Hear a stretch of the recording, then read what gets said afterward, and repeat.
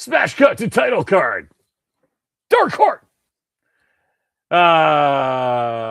Nobody's here today, except perhaps a special guest. Sometimes, man. Hello, everybody. So I found a quarter on my floor.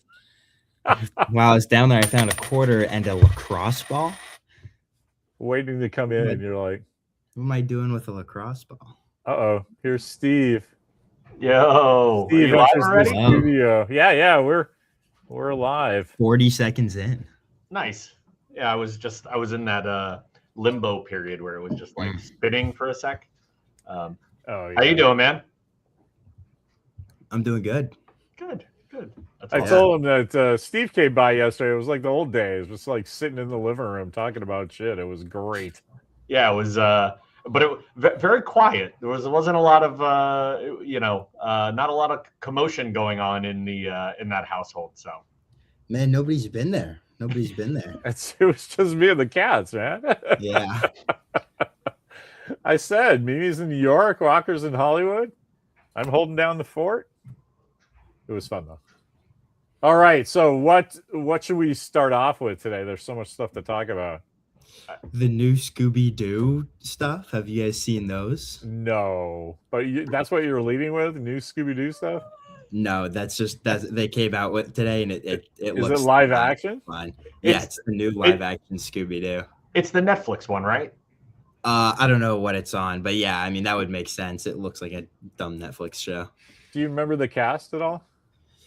I think they're all newbies, aren't they? I think everyone is except for this like one girl, McKenna Grace. Yeah. Who, she's been in a ton of stuff. She is she Daphne or Velma? Daphne.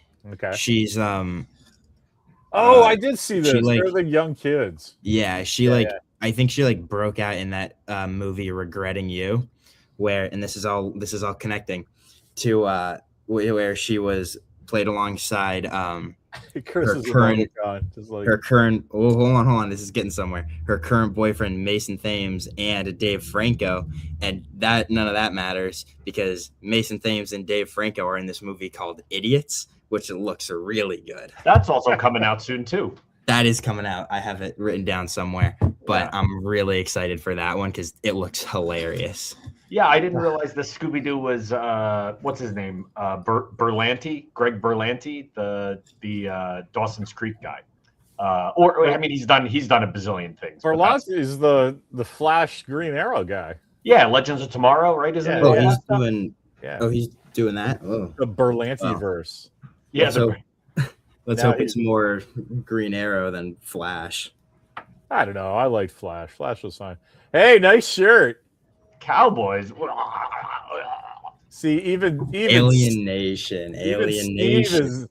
He can't stop it. He knows that that's James Caan's shirt, and he's still like, "Hey, fuck the Cowboys." Yeah, well, I'm a Giants fan. I can't. It was Giants, Niners, wrong sport. No, New York Giants. New York Giants. Oh, New York Giants. That's my loyalty from East Coast. So yes, that's how I know McKenna Grace. She's Egon's granddaughter, and yes, she was in something else though. She was good. No, but she's a good actress. Yeah, she's not a the only one I've heard. She's the only one I've heard of. But yeah, no, we were talking in History of TV today about how like sports is all about how like once ESPN got on air and there was a bunch of sports going around, we started following like not just like your home teams and the team they played. It was like you started following everybody and players, and they were like, do people watch sports? And I'm just sitting in like the third row going, yeah. Well, it's an interesting thing. I chat about this with my dad, ironically, all the time, where sports was a local thing for a definitely when I was growing up, definitely when your dad was growing up, but not so much when you growing up, where it was you kind of watched your local teams. It was talked about on the news for maybe 10 minutes, and it would be a consolidation of all the sports in the local area. And that was it. And then ESPN commoditized it to a sense where there is a channel that's specifically talking about sports all the time. And now every sport, every team essentially is talked about 24/7 like news.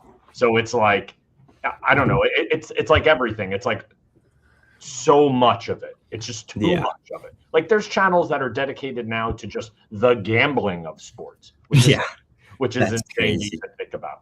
Yeah. But I don't know. Chris is 100% right about this, because just me growing up, I had a different deal because I moved around 4 times before I was 16 years old. So I had 4 home teams that I followed, right?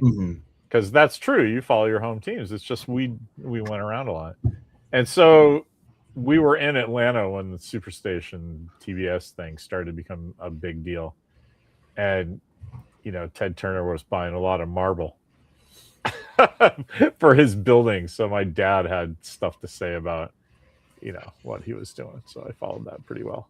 But yeah, TBS started it, and then CNN started it, and then it's all over. You're just doing your commodity. You're turning news and information into a commodity 24 hours a day. 100%. And then you know, 40 years later, you end up with this. Right. Our president like sleeping. Did you see that today? I don't. Yeah. He's just out. There's like 8 people behind him in the West Wing, in the Oval Office, and they're all like facing the cameras, and so is he, except he's just out like Grandpa at Thanksgiving. It was just, oh my God. I mean, he is Grandpa at Thanksgiving, so listen. The one thing I say all the time is you keep on electing guys that are over 75, and they act like they're over 75. It's kind of a weird thing. It was the same thing. It's like you got old men. They're not, you know, they fish in the morning. That's why they fish in the morning, because they're asleep in the afternoon. So I don't know. I don't get it. So hold on. So are you excited for the Scooby-Doo thing? You brought it up. Like, kinda. It's just, well, there's no news. It's just the news. Yeah.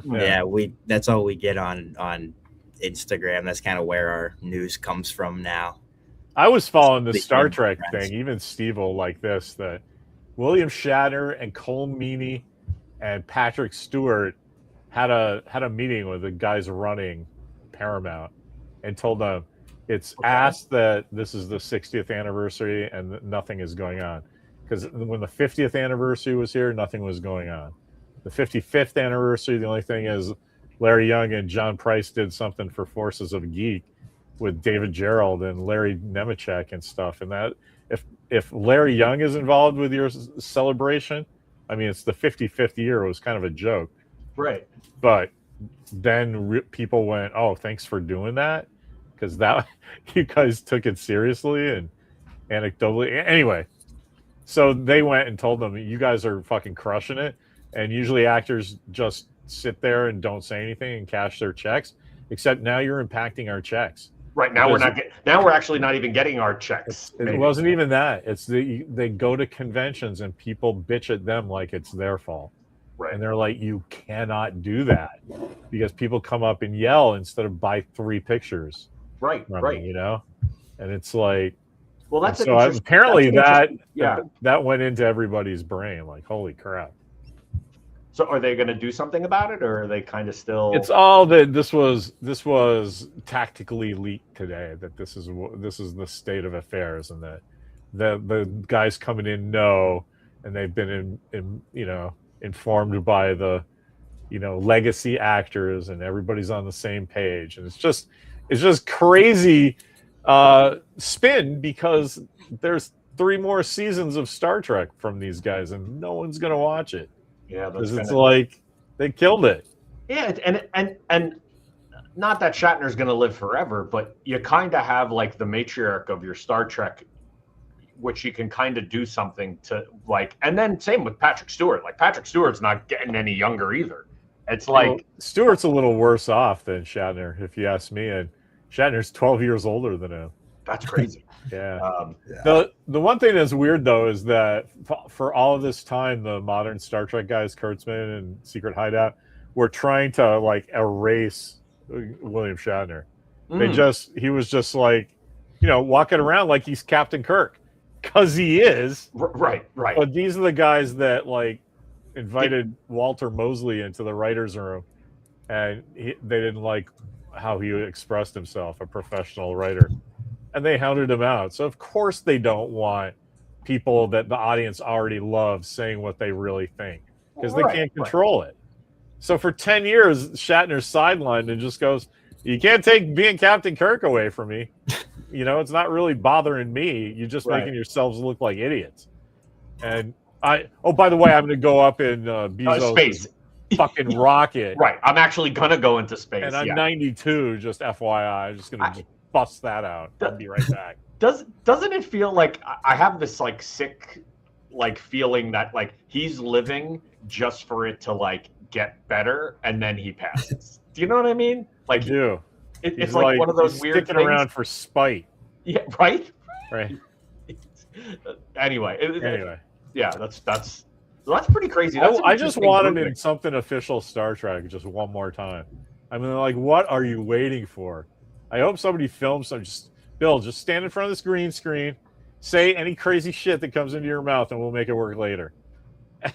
But the interesting part was the three that you mentioned, because now I'm like, this is 100% true. That's Tony, everybody.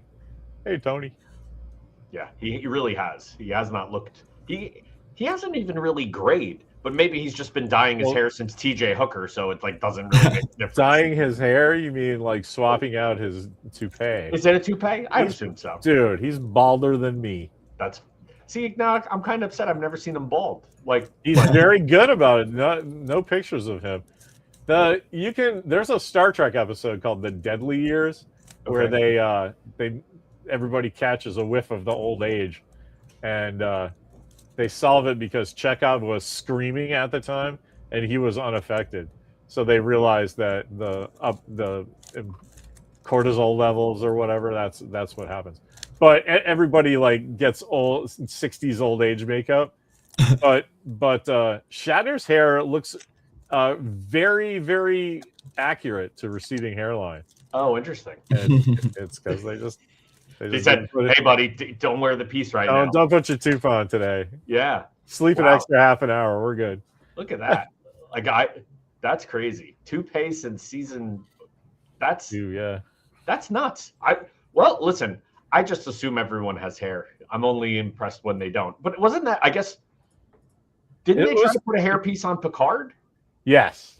Okay. It's kind of a thing on Star Trek actually about hairpieces because they're expensive.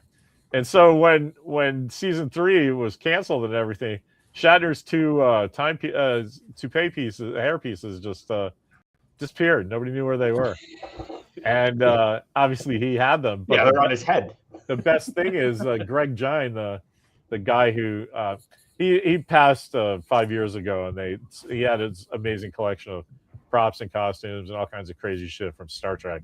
And he had one of Shatner's timepieces. That's pretty hair sick. pieces. That's awesome. Yeah. So that was, it's like obscure shit. Like they had the Exeter badges, Walker, like, and so there was a little obscure thing for everybody, but every Star Trek fan went, "Oh, right. Page 37 on the catalog or whatever. There it is. His hair, the holy hair." Oh, was it all auctioned off? Is that what it was? Yeah, when Greg Giant, he passed, and then he had museum quality collection, and so it went out into the world. That's awesome. I'll have to see if I can find that. Like, what would that be? Like Christie's or Heritage or like Sotheby's or? I mean, just put Greg Gine, Jein. Yeah, I'll check it out. I think it's Prop Store, but I'm not sure. I like those. It was a reputable one. That's cool. I have a bunch of the heritage ones that I always, because it's always like, all right, I'm not buying Quint's outfit from Jaws, but for $50, it's cool to have the catalog that said like, absolutely. Dude, there was a point where this was bought, which is nuts. Yeah. I like it for like what they try to send out to people. Like they had Paxton's gear from Alien, but it had a Ghostbusters 2 belt on it, Oh, just because whoever they got it from the collector, and so the catalog listing is like, this is from this guy, and Richard English, I think, is the guy who made it, and this is this, and then production used belt from another project. Yeah. That's awesome. That's and I was like, there's some Ghostbusters 2 guy that would pay the whole price to just get that belt. Right. And they're throwing it in the Aliens thing, just as an afterthought. That's crazy. That's crazy. So that's why I like the catalogs, because there's at least 5 things like that in an area of your expertise, whatever you collect. Like these fucking Judy Garland autographs, man. It's like there's just everybody has something to say about it. That's cool. But yeah, I love those heritage books because those are so cool. And then, like, I'm trying to think of what I have. I think I'm looking right now. I think I have like heritage, and then I have like 1 or 2 of the Sotheby's ones. Like this Dorothy, man. Yeah, from Twister. Twister. It's made with a fresca though, so obviously that was one that Walker and I made. Ooh, look at the lights still work, man. Like they're blinking. Is it blinking? There you go. Instinctively was gonna clap and see if it would turn on. I don't think that would have picked it up. So yesterday, Walker, when I went to go visit your dad, I brought him. I don't know if he showed you a picture of it, but Yes. I brought him a helmet that I bought at Alameda. And yeah, I mean, I can't figure out what the hell we spent 2 minutes trying to figure out what it could be from, but it's definitely a usable prop, that's for sure. Oh, there you go. So Mimi was this is her old office, and she didn't want to, she had a long week, so she didn't want to open up her cabin, so she was just reactivating the old battle bridge. And this is a woman, Laura, that she was talking to, and I was like, hey, excuse me, I know you're in the middle of something. You just put this on. I need this for a thumbnail for my thing. And Mimi just goes, oh, just a second. How's that? Okay, good. And like this woman was like, what the fuck is happening? That's so amazing. I love it. That's really funny. So, yeah, I don't know if you can tell the perspective on this is just whack. Like it looks, the bottom isn't parallel, although the back pieces are. And this is all molded fiberglass, Walker. So it's not like somebody did a quick sculpt of something and then vacuum formed it and popped it off. This came out of a mold. Wow. So we're gonna do something cool with it. Okay. Yeah, and they kind of like nicely laid. Well, they laid in like Velcro strips on the inside. Oh, that's cool. It's for something. And then the funny thing is the back, I guess, could be opened, but they put the Velcro and kind of put almost like black matting like behind it. But my thought is like it probably had the intention of that not being there and tubes coming out of it or something like that. I agree. There's some kind of design element that was modular, so they put it all in with Velcro that they could change the front visor and then the back, like whatever module it is, if it's got like supposed to be computers running his suit or blinking like lights or something that they could put on. Or something. Yeah, just some visual interest. But it looks like they built it so you could swap it out for later in the production. Like more stuff was added or ripped off and taken away. It's a cool piece of kit, man. We're gonna make something cool out of it. Yeah, we have to straighten up the lines though. Everything's kind of a little that's making me crazy. My OCD. But super cool. The random things you find. I've had it sitting on that chair right there, and I'm like, I'm gonna eventually go see Larry. I'm gonna bring that to him. And then it was like and then yesterday was the day. So, too funny. But all right, let's get rid of that. Sorry, we do that all the time. We have the same thought. We do the same thing. Take care of the same stuff at the same time. Oh, so what are you doing with that flashlight, man? Yeah, you trying to blind us? And it's the pen you sent. Oh, okay, cool. Yeah, it's got. You just probably cracked something with its razor sharp clip. It's laser activated nuclear device. The bottle can opener. Is that cool? Yeah. It's like a multi-tool that's a pen. Yeah. Well, here, have you seen these, Walker? Oh, What's that?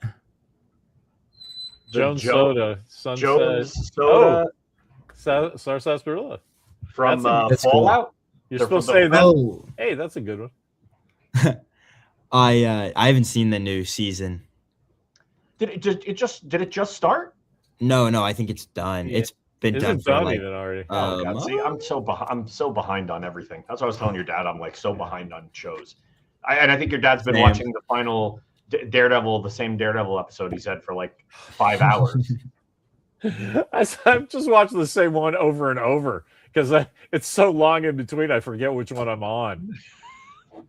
I love that. Anyway, yeah, I keep up with it because like Chris will say something because as you know, Chris ruins everything, or No. just something, and I'll just run. Oh, Vanessa's dead. Oh, Bullseye's doing something. I'm like, so there's no reason for me to like, watch it because, I already know. So I'll catch up eventually.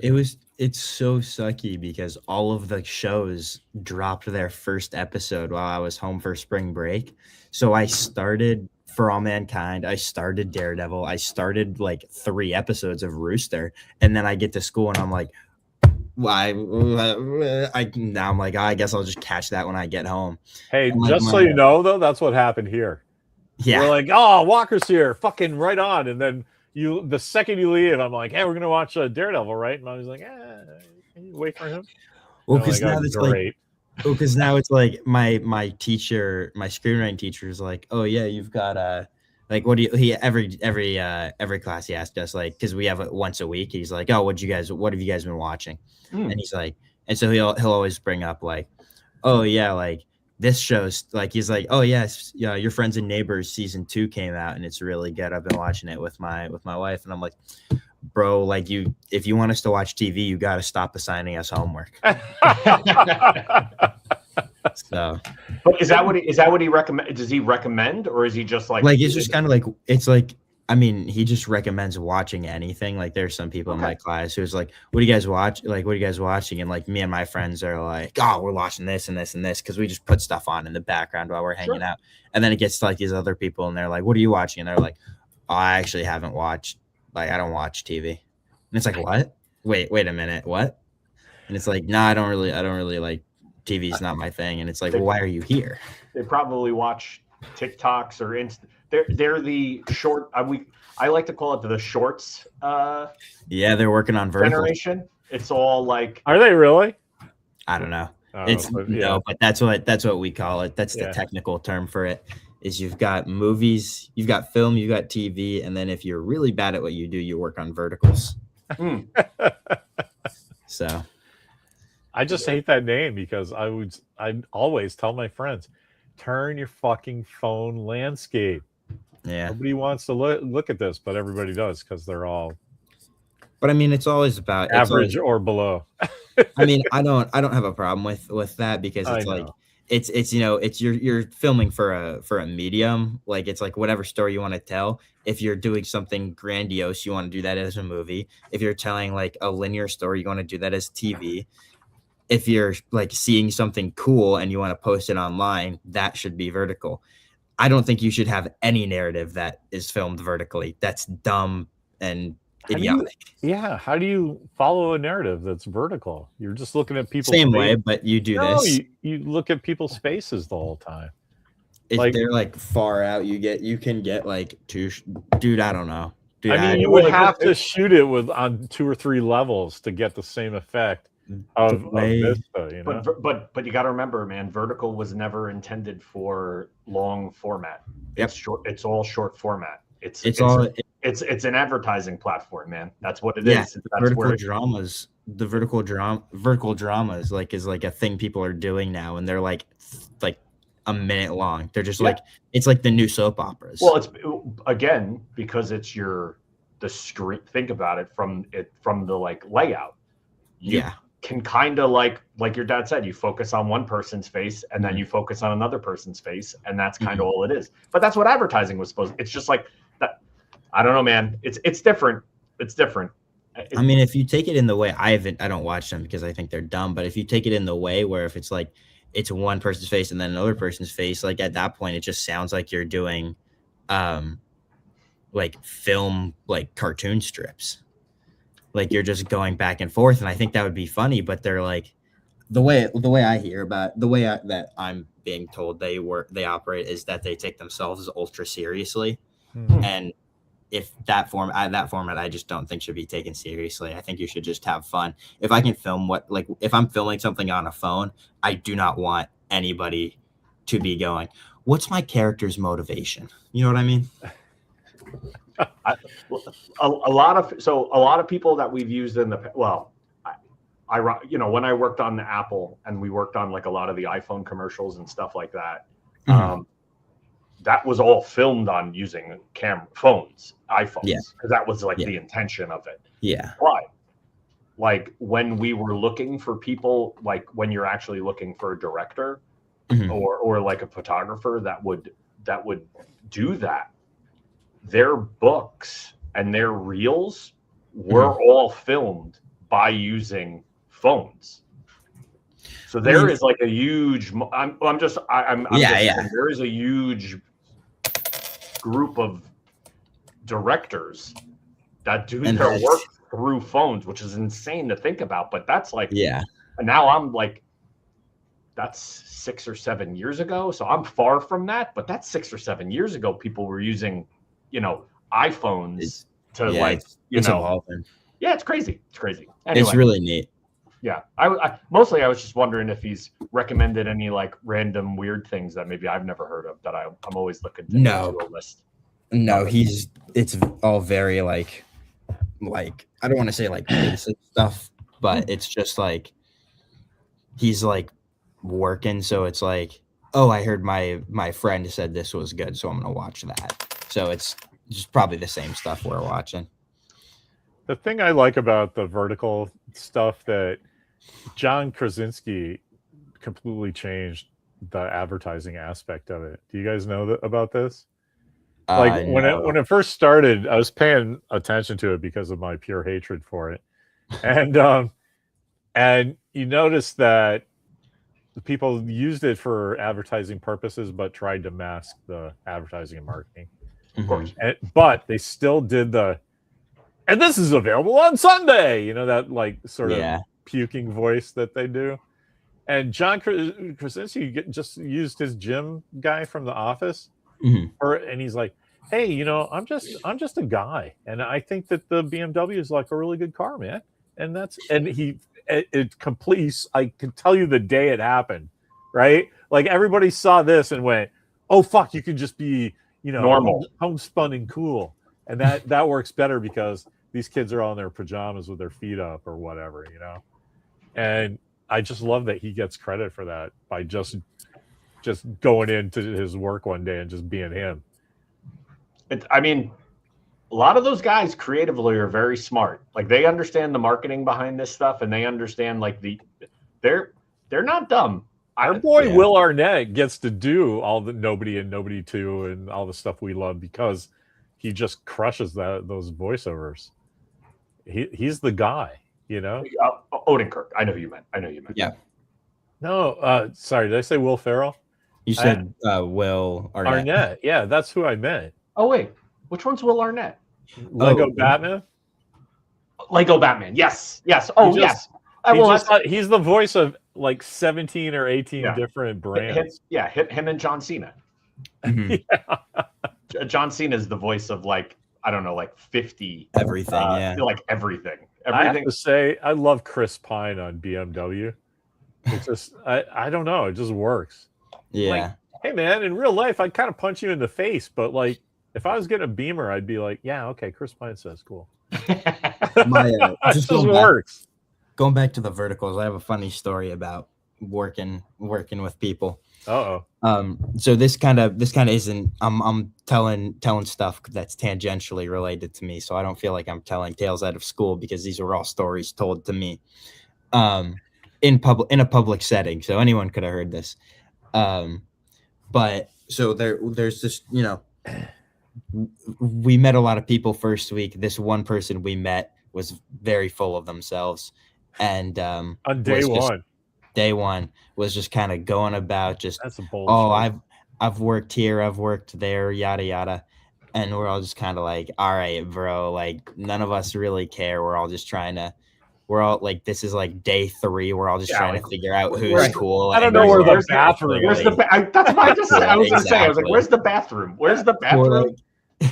We're like, all right, bro, like we don't really gotta hang out. And so that's been like an ongoing thing because they're like doing stuff and we're like, we like keep up with it because it's like a reality show to us.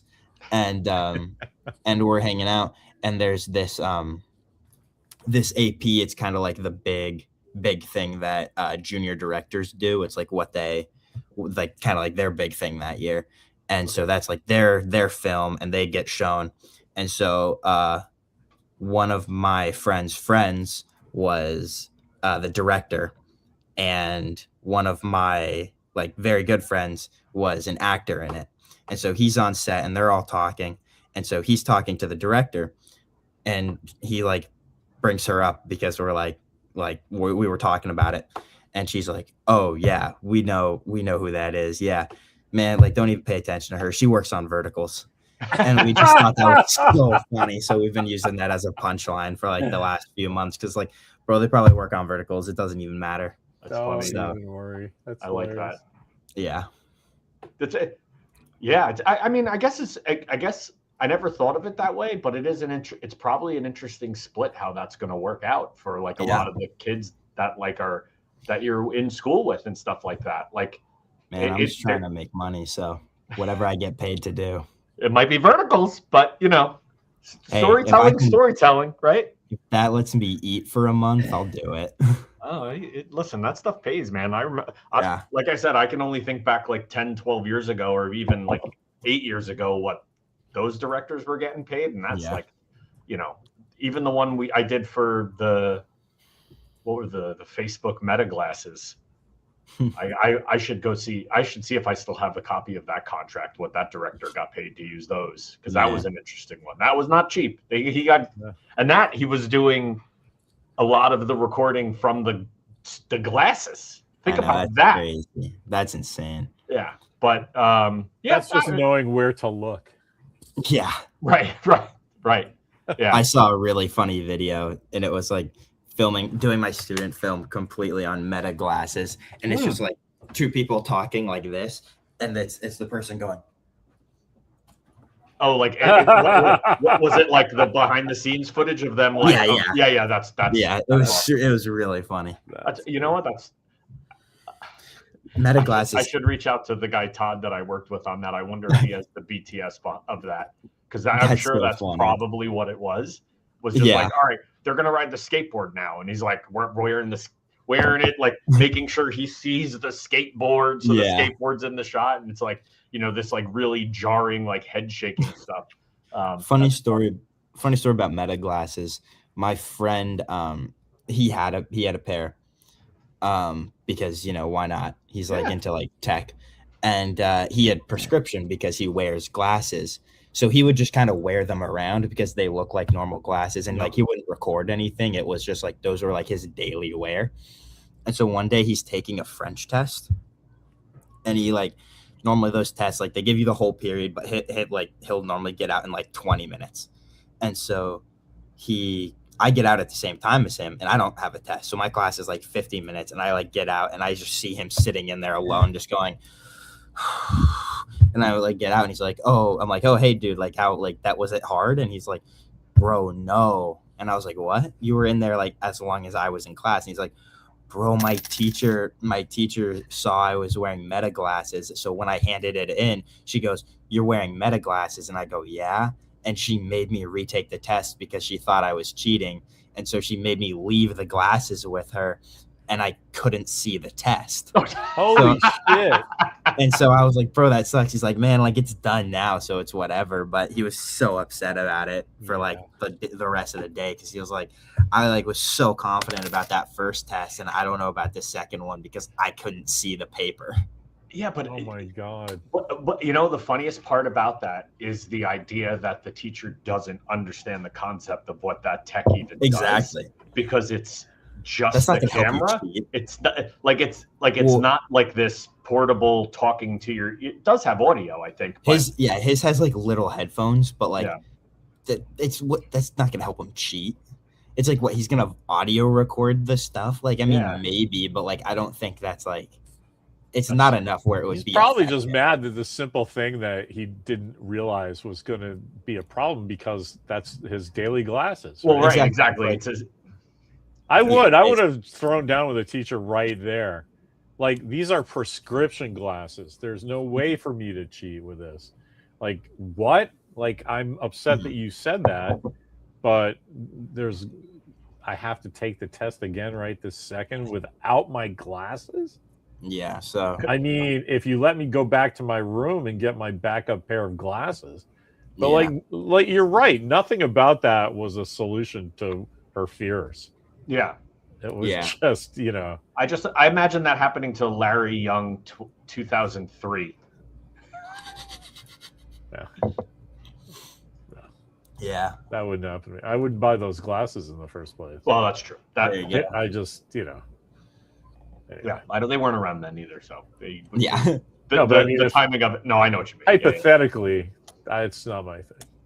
Yeah. Plus, there's no reason to cheat in English classes. Or was it? He said it was it French? Well, Yeah, I don't even.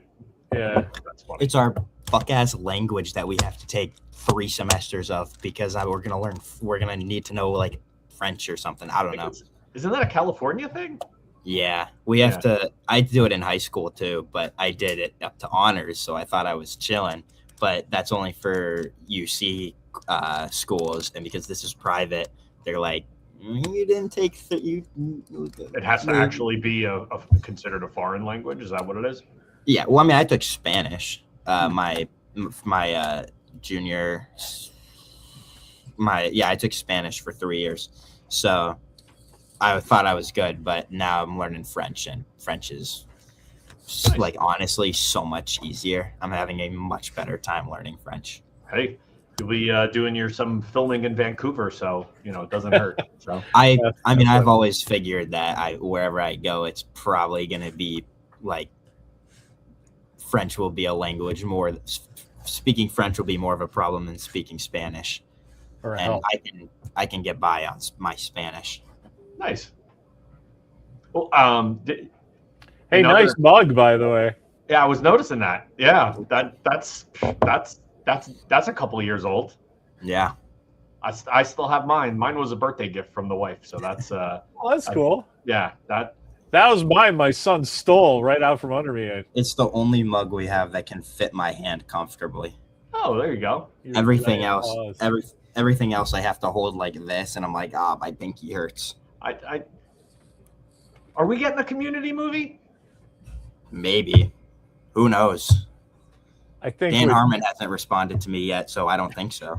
I think with Chevy being a liability and Dan just kind of, being a loose cannon that studios don't know what to do with, I think there's still a possibility, but it's the more time that goes by, Yeah, I feel like every single person associated with it is now kind of so far away from that. Interesting. You just never know, though, because all the guys from Blue Mountain State are all, we will fucking do a TV movie, whatever, right fucking now. That's because everybody there had a good time. Yeah, and they all know that's where their careers started. So they're just like, they honor that a little. Yeah. Mm. So it's like, none of us exist without this dumb show. And it's hilarious. And now it's getting funny. It's like, yes, Alan Richmond is now the star of the show because he's the star of the show in real life. Yeah. So, and he's like, just tell me when to go. I'll clear it up. And he plays that again. It's insane. It's Friday. I don't got no job. I don't got no plans. I saw Blue Mountain State Rise of Thad is leaving Netflix soon. I'll probably watch that tonight. All right, there you go. Sounds like a plan. I got fed something earlier that I didn't get a chance to watch because I jumped on. Disclosure Day? Is that the Spielberg thing? Yeah. Mm. The second trailer has the alien hands come up. Oh, okay. Yeah. what's the premise of that one? Why do I feel like it's mixed? Full you ever disclosure seen to a- everyone on Earth. Have you ever seen a non-shark Steven Spielberg movie? A non-shark Steven Spielberg? Yeah. That's what it's about. Okay. He's just exploring alien contact with human. I kind of actively don't care anymore. Me Steven too. It looks Spielberg. dumb as hell. It's like it's not just have I seen that movie 3 times before. This director has done this movie 3 times before. So And it better be good because I mean I love the cast. Emily Blunt's great. Tim Robbins is great. but it's all just like But it's all oh look, we got kidnapped by aliens together when we were children. Fucking who cares? Well, And it's all just isn't it? like- It's his right. It's the Coep. Well, who's the writer? It's the David Cope. Yeah, Cope. Is that what Yeah. it is? The guy he's written you pronounced it phonetically for how it's spelled. Coep, right, or It's something. Coep, yeah, but he pronounces it Cope. Yeah, but he's the guy who's done like all of it, like Spielberg stuff, right? Yeah, he just wrote the last Indiana Jones movie. He's not a shithead. He Yeah, worked yeah. with James Mangold a lot. Hmm. I mean, it's just that but he's adding to the problem because Steven Spielberg said, "I want to address these themes again," and he's a good enough writer that's like, "I can do a Steven Spielberg alien movie. Here you go." Yeah. And so, but what are you doing? And it's like when it says when it says Nice. like story by Steven Spielberg, written by like David Coate, and then like directed by Steven Spielberg, it's like I don't see how that's gonna be good because it's like I get like a lot of the time the director like comes up with the idea and then gets another person to write it, but I mean if the writer's just not in it, I don't see how it's gonna be like I don't see where the sauce is coming from. I think if that screenwriter is very good at like, here's an idea, let me take it and write it out. Mm-hmm. I'm not poo-pooing on him, but it's like I think he's like Go like ahead, you said, Steve. he's the last 2 Indiana Jones. He's like here's an idea, I'm gonna expand on that idea kind of thing. Yeah. I don't know. I feel like I'm kind of butchering it a little, but We I get don't it. know. We get what I you're don't- saying. Yeah, I mean, I have I got opinions Close on Encounters Flea. I got Close Encounters, man. Close Encounters. Why do I need another alien Spielberg film? But like I throw in Super 8 there with that too. J.J. Abrams' book. His movie Super 8. He basically says, based on Steven Spielberg's career of films I watched when I was 13. Mhm. You know what I mean? Anyway, I actually liked that movie. I thought it was good. Yeah. Anyway, I got served that. I didn't get a chance to watch it before I jumped on, so I was Yeah. like, oh, that's interesting. I also got served, but obviously didn't care, so I didn't watch it. I saw that. Oh, I just watched a trailer. Wait, keep going. I forget what it was. I saw that, and then I saw that David Harbour joined the Rambo cast, but I think that's old news. The new John Rambo. They're making a. Oh, They're making I guess they're making the movie before First Blood. Huh. Which Yeah. Stallone's like, sure, go for it. Give me a couple of bucks. Yeah. The one I liked is Michael B. Jordan and Austin Butler playing Yes. in the Yes. Oh, Miami Vice. I but saw it's a period piece. Takes place in the 80s. I'm like, I'm fuck yeah. really excited That's what I because wanted. in History of TV we were learning we're doing stuff like in the 80s now. Chris is hilarious. And, Rambo that's minus funny. one. And we're learning about the 80s and stuff. And so today was all about Miami Vice. Not today was all about, but today they talked about Miami Vice. And Oh, I was like, really? that's cool. So maybe we'll kind of want to watch some of it. So Dude, just grab a Michael Mann film and just enjoy it, and like grab like Thief or like what was the one I was telling your dad like a few weeks ago. I was watching Black Rain like it was like my job. Yeah. But like Black Rain, To Live and Die in LA. To live and die in LA. You know, what was the other one that I was watching that I never mentioned? Heat. Year of the Dragon, Here's Thief, the- Mhm. Year of the Dragon with Mickey Rourke, where he's like a New York cop in like Chinatown, That's a solid one. There's like a lot of those like dark, rainy 80s Band in the Hand. Yeah, dude, I love Band in the Hand. Who directed Band in the Hand? That's someone's first. I think that's someone's first. Who's even Chris doesn't know. Was that his? I don't know. It fits in the theme though, man. So nobody's getting points off for that one. Whose Band in the Hand is the first? While you're looking it up, I'll talk about the Clayface trailer. Has anybody seen the Clayface trailer? I saw grabs from it. I haven't seen the whole really trailer. Cool. Yeah, it's really cool. It's all about the whole thing where his head is like sliding around on his face. I was like, all right. There's one scene. Cool. There's one scene that's just awesome where it's like at the end of the trailer, and it's probably like the scenes everybody's seeing where it's like he's in a bathtub and he just goes and like grabs his forehead and then just like cleans, like wipes his face just full off. It's so cool. And then there's one thing for all of us fans where it's just like shot like looking up against a brick wall like of Gotham, and then it's his silhouette just going like this, and it's the like the mace hand that he always uses and just slams it down, and it just looks so cool. So cool. I'm really excited for it. I think it might end up being one of my more favorite of the DCU movies. It's interesting enough. I think it's also no, because Band in the Hand is directed by Paul Glazer, who's Starsky. Paul Michael Glazer. Paul. Yes. Come on, but he's also the one that directed The Running Man. So I was like, I thought it was the guy who did The Running Man, but I went on a different tangent. Clayface is cool. Mm-hmm. It just never mentioned the DC universe.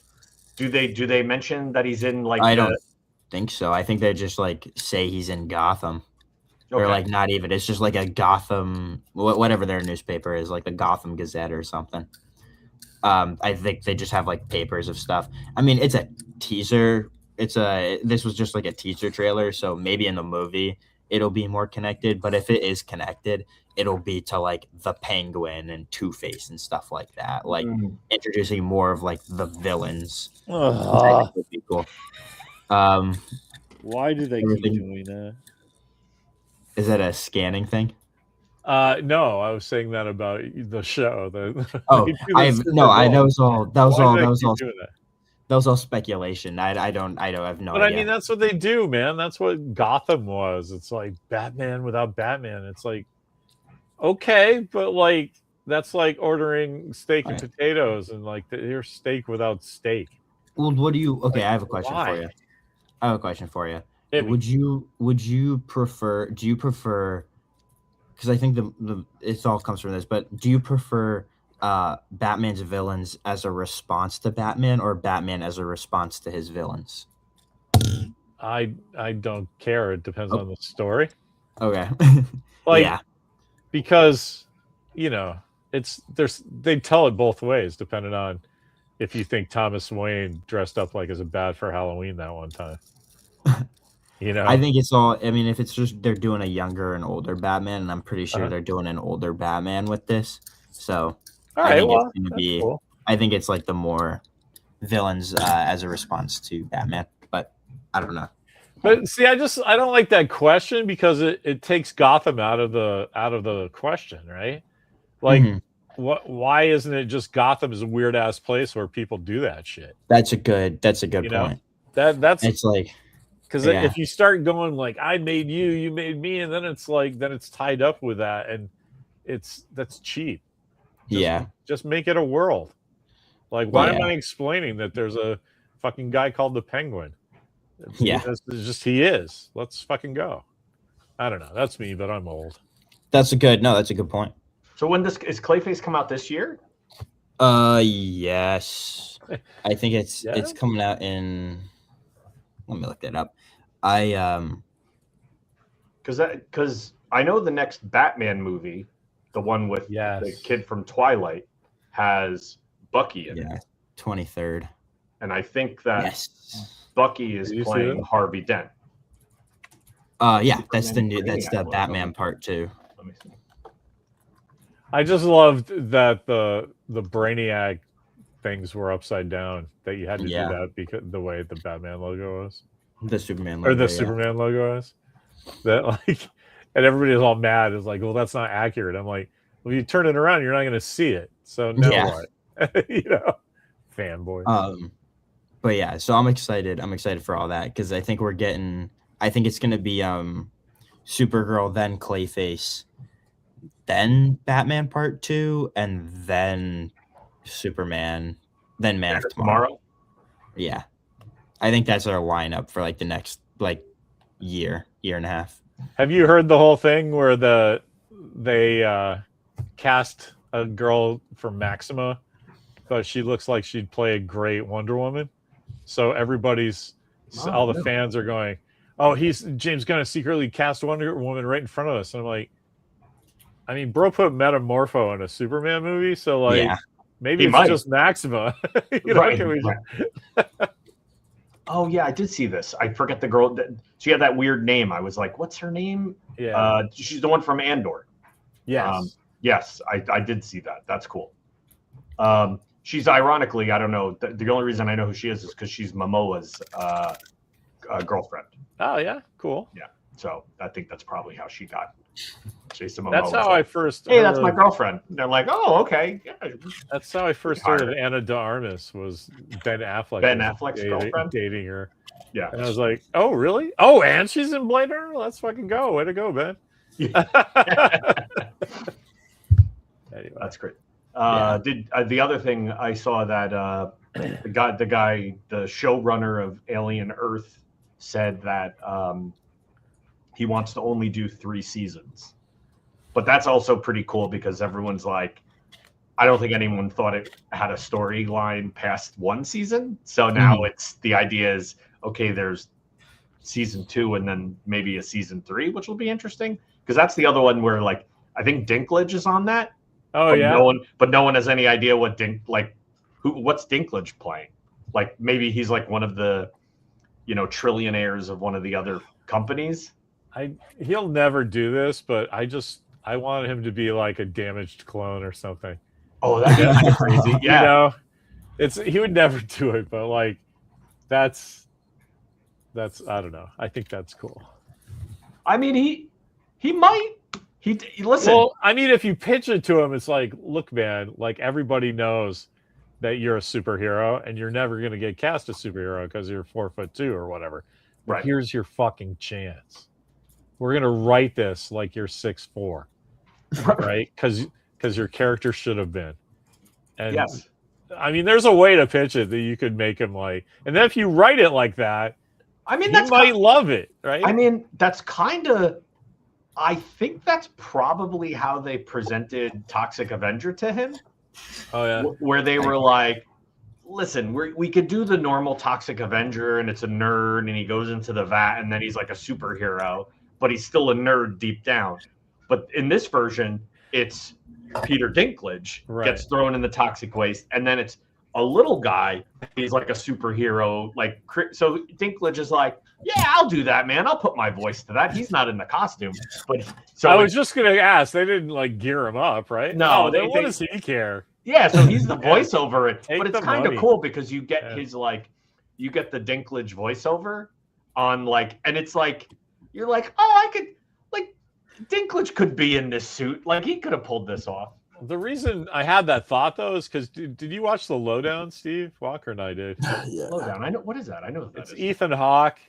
It's like yes. That's like where he's wearing the cowboy hat. Yeah. It's sort of this modern day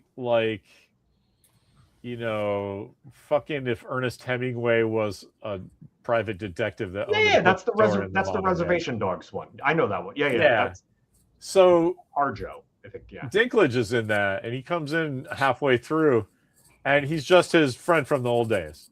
They're a mutual friend. They haven't seen. They had a falling out because the last time they saw each other was at a mutual friend's funeral, and where they had their falling out, and they haven't talked since. And now they're back together for a similar reason. They work it out. Now you could have cast that role with anybody, right? And it would have played exactly the same way. But the genius is they cast Dinklage. And he's just a drunken dickhead who's got a problem with this guy. And it's like, you don't think for a second that he's little until they make a point of it. Yeah. It's like a comedy beat in the scene. Sure. And which is what you would do if you were friends with. Right. You know, It'd be Brian one line. Williams or It'd be whoever. one line, and that'd be it. Yeah, exactly. Yeah. Anyway, so that's what I would do to talk him into this other one. Bringing it all full circle, Peter Dinklage is playing like roughly the same part in that movie, The Idiots. Or the Idiot. Oh, is he? Yeah. He was like in the trailer for like 2 seconds, and it's like with Peter Dinklage, and he's like walking out from behind a car with like an M16 the size of his body going. Nice. Who else is in that? Why I saw that. What was I that? saw the poster of it. What was that idea you had for Brian Williams or Brad Williams? Do you remember that? You had some crazy good idea, and I was like, oh my god, give it to Brad Williams. Anyway. Yeah, no, I have no idea. Just to make Dinklage mad. That was the end of our story. Like, yeah. Anyway. I feel like mommy just kind of getting some scans done while I'm supposed to be doing something else. Because, Mimi goes to these meetings and just starts knitting. Like, with CEOs and shit, I would be like, oh, my God. And they're like, no, I told them right away. I need something to do with my hands to come up with my genius. And everybody goes, okay. Yeah. And I used to. That's not me. I'm not putting myself in Mimi's league. A lot of creatives, man. They'll be like, they'll be doodling or like in a notebook, or they'll be like drawing pictures, and you're just like, I don't know if you're paying attention or not, but they're paying attention. It's just they're, how they keep themselves, in the moment. Right. It's a thing they do to keep their attention. Right. It's like, yeah, I get it. I've drawn my share of Superman and Batman and Captain America heads. It's just a little thing so you can focus on the other thing and your hand's doing something. I get it. I was gonna say, I'm sitting here I'm with this. I have this thing in my hand, so I'm totally flicking the dime on my phone. Yeah. Hey, you found a quarter, so you're like 30 cents up then. I just paid a guy 15 cents. It's a dime now. Oh. It's somewhere. Oh, it's right here. So, any big speakers coming in to talk to your school in the near future? We just had Audrey McDonald, some Broadway actress, come in like yesterday. I love your disdain. I don't know anything about it because it's theater. Well, I mean, I haven't been going to a ton of them, but what I'm all about now is these advanced screenings that we get. She won a Tony, dude. She's really good. It's just not my thing. I'm just not in that scene. Yeah. Oh, I get that. Man, a lot of them haven't not been in that scene, man. A lot of them haven't been in my scene. I know I have friends who like go to like every single one, and I'm like, bro, I'm not trying to give up my Thursday night. I'm sorry. I think I kind of diminished her. She's won 6 Tonys. Yeah. It was a huge deal. Yeah, here. That's crazy. But, my friend had his improv show, and can't miss those. So. Cool. Didn't you have something like the girl who dated Adriana Grande was there, right? Yeah, Ariana Grande came. Ariana, yeah. So they Guillermo del Toro. Cool people. That's actually one I wish I could have gone to. Guillermo del Toro was cool. Yeah, I saw him. I saw him the one year at Comic-Con. The one year. Oh, really? Yeah, it was. I happened to be, randomly walking by a booth. You have to be and who's standing and who's right there? It's like Del Toro. I was like, whoa! I was like, and it was, it's funny. I put myself in these walking lanes where I'm not supposed to be. Maybe just because I walk without any like maybe I just disappear in people's line of vision, and then I'm like somehow I'm in this area where I'm probably not supposed to be, and you're like, oh my God, it's Del Toro. So I take a picture of him.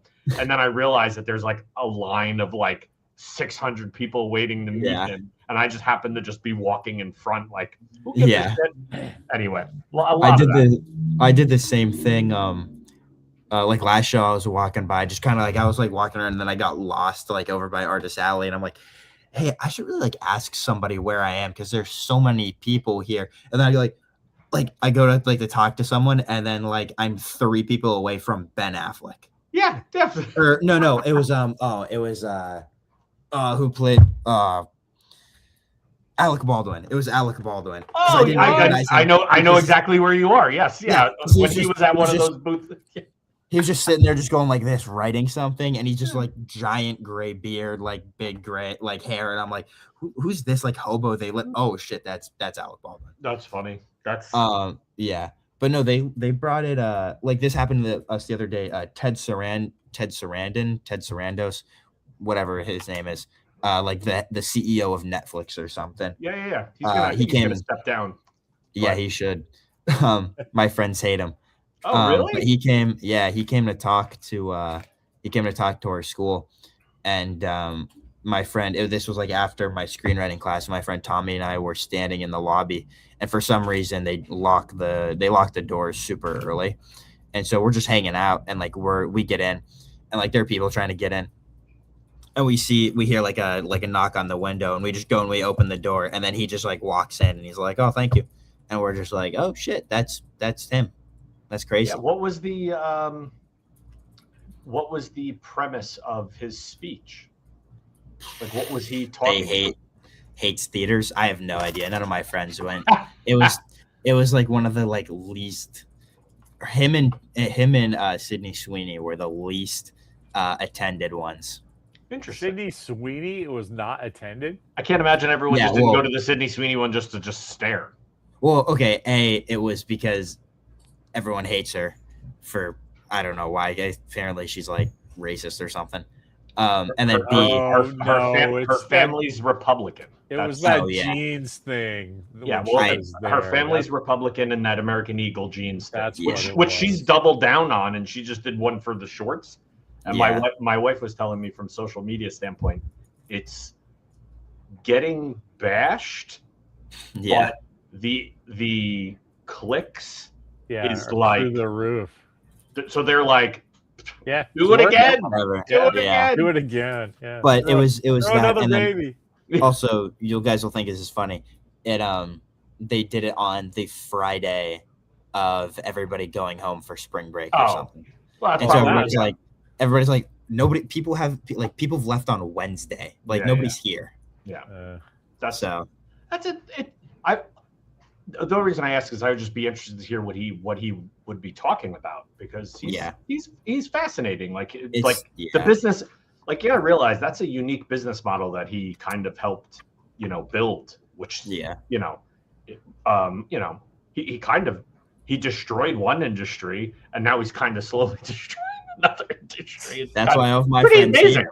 Yeah. I mean, yeah. but he's also creating an industry. So he's he's destroyed and created. So he's he's done both. But that's interesting. That's cool though. I mean, that's pretty amazing that the speakers you get to kind of we get really good speakers. Yeah. I mean, Jesus, I would be going to the Sydney Sweeney one just like I said, just to sit 8 rows back and stare. So we have good teachers. I'd jump on the stage and start interviewing her and going, this entire show is now going to be about you explaining yourself about Barbarella.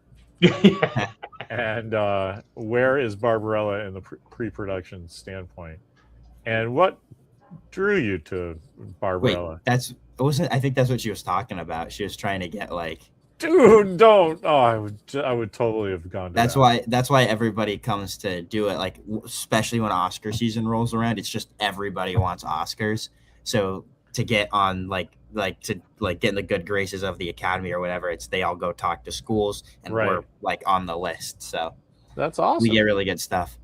But yeah, no, I was gonna say something else. Oh, we also have like good teachers, like the guy that wrote The Sting. Like he's like a guy I could take for feature screenwriting. He wrote The Sting? That's pretty nuts. Yeah, David Ward. Your buddy Bill was like the showrunner for. Oh yeah, my screenwriting teacher is like he's pretty big up there. Fuck me. Sorry. I kept dropping my coin like 3 times. David Ward, yeah. Yeah, that's pretty crazy. He wrote Major League too, I think, if I remember correctly. Apparently not the best teacher. Yeah, whatever. He's a good writer. He's a good writer. He wrote listen, you wrote The Sting, you wrote Major League. Just those two alone, you're like, right, you're good. You're good. Yeah. He's done other stuff. I actually think he's like one of those, like, what's The Sting is 73. But see, you can't tell because the guy who wrote Battlefield Earth is like an amazingly successful writing instructor. Yeah. But if you go, this is what he wrote, you'd be like, "Are you fucking kidding me?" Yeah. It His class just was also doesn't. his class was sorry. Nah, you're good. I was say his class is also like super late at night, and my friends and I we figured out that if you can get a screenwriting class that's between 1 and 4, like that's like perfect writing time. That's the sweet spot. Once a week, 3 hours from 1 to 4. Everybody's eating, everybody's got their juices flowing.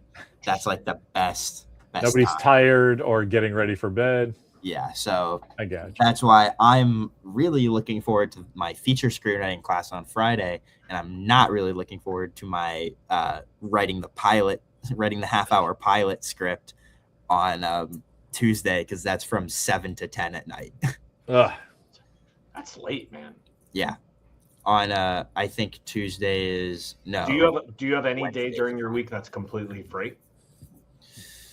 Or Like are you a class every day kid? Not really. I think I have a hold on, I can pull it up. I'm pretty sure I have a class every day, but it's like it's not too bad. On Thursdays I have one, so I have a class every day, but on Thursdays I have one class from 4 to 7 with all of the screenwriters, so that's just a lecture that I get to hang out with my friends. And then Okay. I have on Friday I have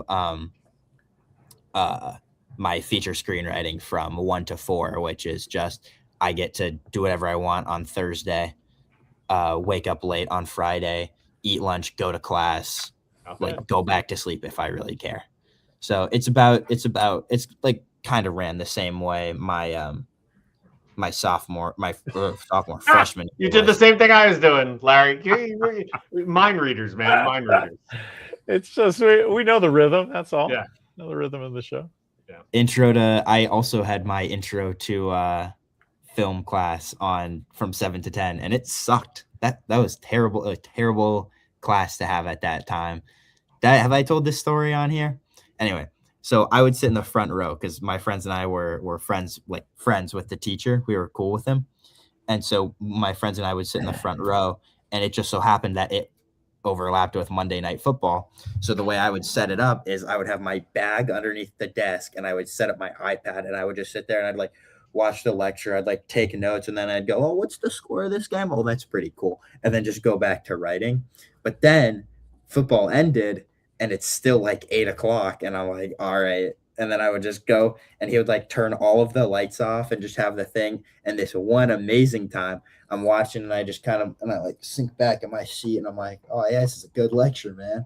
And I fall asleep, and I'm like straight on just snoozing in class.